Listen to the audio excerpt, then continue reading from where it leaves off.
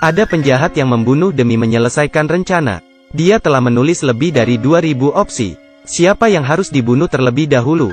Lalu siapa yang harus dibunuh? Bagaimana reaksi polisi saat melihat ini?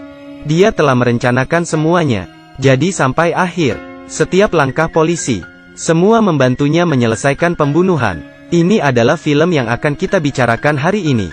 7. Peringkat 85 di dunia.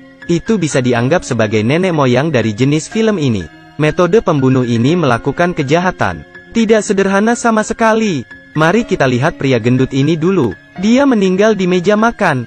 Tangan dan kaki diikat, ada hematoma di belakang kepala. Ketika dia ditemukan, pergi ke toilet di luar kendali. Kepalanya dikubur dalam semangkuk mie. Ada ember di dekatnya, itu penuh dengan muntah. Pemeriksaan forensik perutnya. Polisi itu diberitahu bahwa seseorang memegang pistol dan mengarahkannya ke belakang leher pria gemuk itu, dan memaksanya untuk makan tanpa henti. Setelah makan terlalu banyak, dia akan muntah. Setelah muntah, dia melanjutkan makan. Hal ini berlangsung selama 12 jam. Akhirnya dia tersedak sampai mati. Somerset cukup berpengalaman. Dia merasa bahwa cara melakukan kejahatan itu sangat sesat. Itu tidak seperti kasus pembunuhan biasa. Ini kemungkinan besar baru permulaan. Dia akan membunuh lebih banyak orang, karena dia akan pensiun dalam waktu 1 minggu. Dia hanya bisa bekerja beberapa hari lagi. Jadi dia tidak ingin terlibat dalam hal ini. Namun, ada kekurangan orang di departemen kepolisian. David Mills yang baru masih terlalu muda. Somerset, Anda harus bekerja sedikit lebih keras.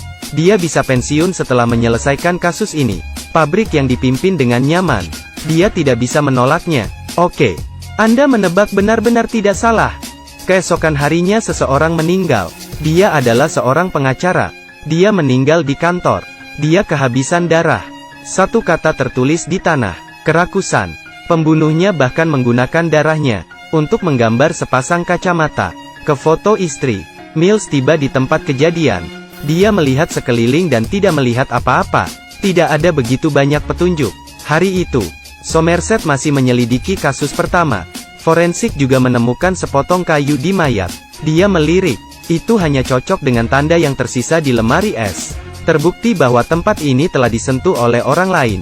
Jadi Somerset memindahkan kulkasnya. Dia menemukan si pembunuh telah menggunakan bahan bakar untuk menulis kata-kata di dinding. Ketamakan. Jadi, tinggalkan satu kalimat. Jalan keluar dari penjara itu panjang dan sulit. Setelah pergi dari sana, cahaya bersinar. Ini adalah baris dari A Lost Paradise. Buku ini tentang 7 dosa mematikan. Juga dikenal sebagai cerita Canterbury. Kerakusan, dan kemalasan, masing-masing. Iri, murka, kebanggaan, nafsu. Saat itu dua kasus ini didasarkan pada kerakusan dan ketamakan. Jadi tersisa 5 cara membunuh orang. Tidak terlalu sulit untuk ditebak. Sepertinya si pembunuh ingin menghukum beberapa orang-orang yang dia anggap bersalah. Ini pasti belum berakhir.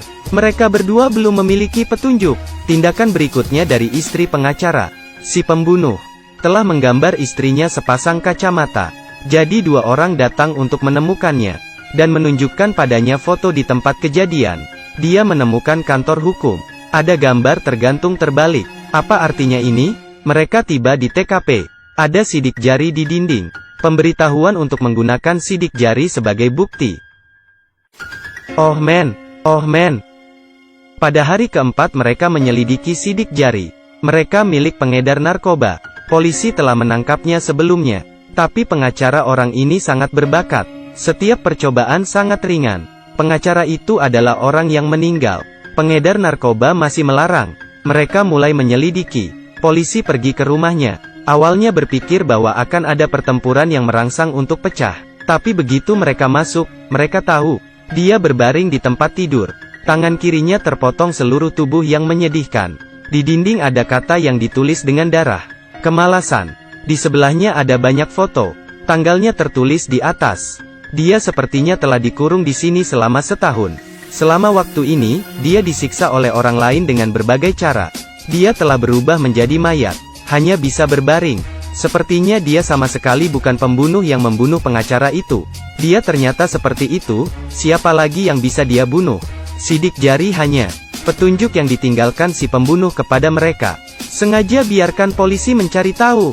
Pada saat itulah mayat itu bergerak. Pembunuhnya memiliki kontrol yang sangat baik. Ketika korban hanya memiliki nafas terakhir yang tersisa, dia sengaja membiarkan polisi mencari tahu. Jadi mereka hanya bisa menatap kosong. Anda lihat, ini membuat Mills sangat marah dan mengutuk reporter. Sebenarnya, Somerset juga marah. 3 kasus telah terjadi. Sidik jari, saksi, dan bukti fisik tidak ada. Mereka sepenuhnya dipimpin oleh hidung mereka. Mereka harus memikirkan cara. Kalau tidak, si pembunuh akan terus membunuh orang. Dia meskipun jika si pembunuh dibunuh menurut buku, maka pembunuh itu kemungkinan besar sering membaca beberapa buku-buku tentang agama, segala jenis kejahatan. Jadi Somerset pergi mencari mantan rekannya, FBI, dan diretas ke dalam sistem perpustakaan untuk melihat siapa yang memiliki riwayat meminjam buku serupa. Mereka ingin menyelidiki sekali. Jumat, Somerset dan Mills menemukan rumah seseorang. Akibatnya, mereka mengetuk pintu untuk waktu yang lama, tetapi tidak ada yang membuka pintu. Pada saat inilah seorang pria datang di kejauhan. Dia mengangkat kepalanya dan melihat Somerset dan Mills. Hanya membeku sesaat, kemudian mengeluarkan pistol dari sakunya. Ini benar-benar membantu mereka mencari tahu. Sepertinya pelakunya adalah dia. Untung pelurunya tidak memukul mereka. Pembunuh itu berbalik dan melarikan diri. Mills muda dan kuat dikejar. Tapi pembunuhnya juga tidak lemah. Mills mengira dia pasti akan mati. Tanpa diduga, orang itu, "Ayo pergi." "Mengapa?" Mengejek. Mills sedikit marah. Mereka kembali ke rumah si pembunuh. Mereka berdua benar-benar menebak dengan benar. Mereka melakukan pencarian di perpustakaan dan ternyata benar. Di rumah itu ada oleh-oleh 7 cara melakukan kejahatan. Termasuk semangkuk mie kacang hitam, lengan pengedar narkoba, ada segala macam niat membunuh, obat-obatan, buku harian, pembunuh ini milik faksi akademik. Hanya persiapan yang bekerja, ada 2000 buku yang ditulis. Mills pergi ke kamar mandi. Dia menemukan bahwa tempat ini juga memiliki foto dirinya. Dia melihat dari sudut foto, berdasarkan cara dia berpakaian. Lalu dia dengan cepat menebak, itu diambil 2 hari yang lalu ketika dia memarahi reporter. Itu menarik. Mills buru-buru memberitahu rekannya bahwa dia ingin menangkapnya. Tapi rekan mengatakan itu bukan ide yang bagus. Karena rumah yang mereka temukan tidak punya sidik jari sama sekali. Selain itu, hujan sangat deras. Sangat sulit untuk membuktikan identitas asli si pembunuh. Mereka berhasil temukan rumah si pembunuh, tapi sulit untuk menyentuh pria ini. Saat itu, telepon berdering. Itu pembunuhnya. Aku tidak tahu bagaimana kalian berdua menemukannya, tapi aku heran. Saya lebih menghormati karyawan yang taat hukum. Dia tidak mengerti niat si pembunuh. Keesokan harinya seseorang meninggal lagi.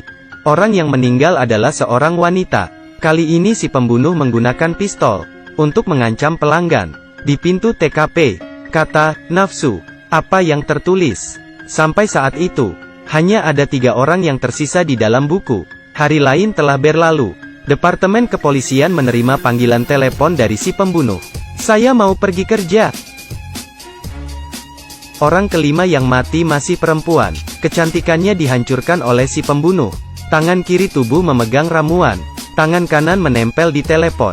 Setelah kecantikannya hancur, pembunuh itu memberinya 2 pilihan.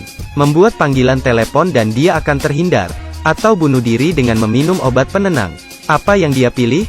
Pada saat ini, di dinding di tempat kejadian, ada kata kebanggaan. Wanita itu lebih baik mati daripada kehilangan muka. Pembunuh ini benar-benar orang yang mesum. Somerset sangat marah. Awalnya, dia akan pensiun keesokan harinya. Tetapi, dia memutuskan untuk menyelesaikan kasus ini sebelum pensiun. Dia bertekad untuk menangkap cabul ini. Tapi masalahnya adalah mereka tidak tahu di mana pembunuhnya. Mills sedikit pusing. Waktu itu, pembunuhnya datang untuk mengaku. Ini adalah tuannya. Du menyelesaikan 5 kasus. Polisi tidak tahu. Tapi dia tiba-tiba datang untuk mengaku. Anda lihat darah di tangannya masih belum kering. Polisi tercengang. Apa hal ini pada akhirnya? Bagaimanapun, mereka harus menangkapnya. Mills pergi ke sana untuk menahan Du. Meskipun si pembunuh sudah tertangkap, keduanya masih merasa sangat aneh. Karena dia baru saja menyelesaikan 5 pembunuhan. Mengapa dia datang untuk mengaku? Mills dan Somerset agak membingungkan. Saat itu si pembunuh mulai berbicara. Dia benar-benar mengatakan 2 lainnya. Dia sudah membunuh. Selain itu, dia juga bisa mengaku bersalah. Pada saat yang sama menyuruh polisi untuk menemukan mayatnya. Tapi ini juga membutuhkan syarat. Dia hanya ingin pergi dengan Mills dan Somerset. Tidak apa-apa jika kamu tidak setuju. Saya tidak stabil secara mental. Jika saya harus pergi ke pengadilan, minta seorang pengacara untuk memikirkan cara untuk membantu saya. Pembunuh ini mulai bermain bajingan. Tapi ini adalah konspirasi. Mereka berdua merasa bahwa curang tidak berhasil. Mereka hanya bisa menanggapi kondisi si pembunuh. Untuk pergi ke sana untuk menemukan tubuh. Dalam perjalanan, Du memberitahu mereka. Tujuannya membunuh orang. Dia mengatakan bahwa dia adalah putra dewa. Mengkhususkan diri dalam membunuh yang bersalah.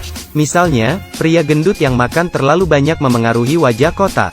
Pengacara jahat hanya tahu cara menerima uang. Dia membela para pembunuh. Pengedar narkoba menyeret orang ke dalam lumpur.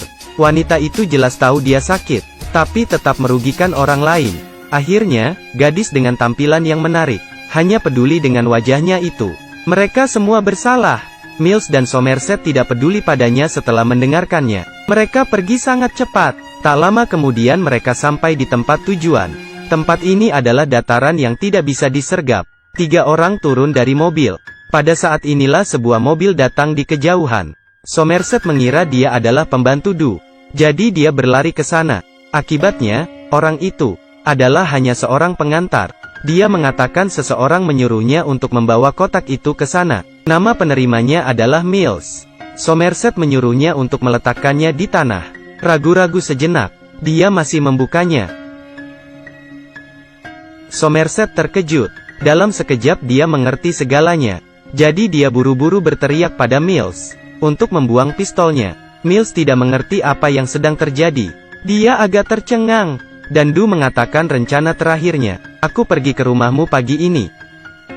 Setelah kamu pergi, karena aku iri dengan hidupmu dan istrimu. Jadi aku mengambil beberapa souvenir. Kepala indah istrimu. Mills tidak percaya. Dia bertanya pada Somerset apa yang ada di dalam kotak itu. Awalnya, dia adalah orang yang pemarah yang mudah marah.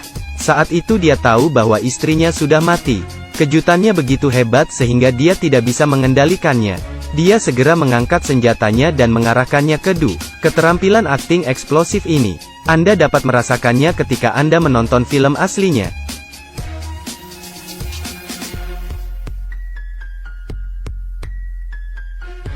Dan Du masih memprovokasi. Ayo, tembak aku dan bunuh aku. Dengan begitu kamu bisa membantu istrimu. Adalah mungkin untuk membalaskan dendam bayi di perutnya. Mills tercengang. Dia tidak tahu bahwa istrinya sedang hamil. Satu kehidupan telah membunuh 2, dia benar-benar hancur. Dia sangat marah, dan menembak terus-menerus ke arah Du. 2 dosa terakhir. Du mati karena iri. Dia iri dengan kehidupan bahagia Mills. Jadi dan Mills dihukum dari polisi. Dia menjadi seorang pembunuh. Di sini 7 kasus secara resmi selesai. Filmnya juga udah tamat. Sebenarnya, menyelesaikan kasus bukanlah poin utama dari film ini. Ini terutama tentang kehidupan. Apakah manusia itu baik atau jahat? Masalah ini masih belum terselesaikan. Du berpikir dunia ini memiliki terlalu banyak kejahatan. Tapi semua orang mengabaikannya. Itu sebabnya dia ingin berdiri dan menghukum orang. Tetapi pada saat dia mengira dia menggantikan Tuhan dalam proses menghukum orang, dia tidak menyadari itu. Dia juga perlahan menjadi penegak kekerasan. Dari penegak hukum.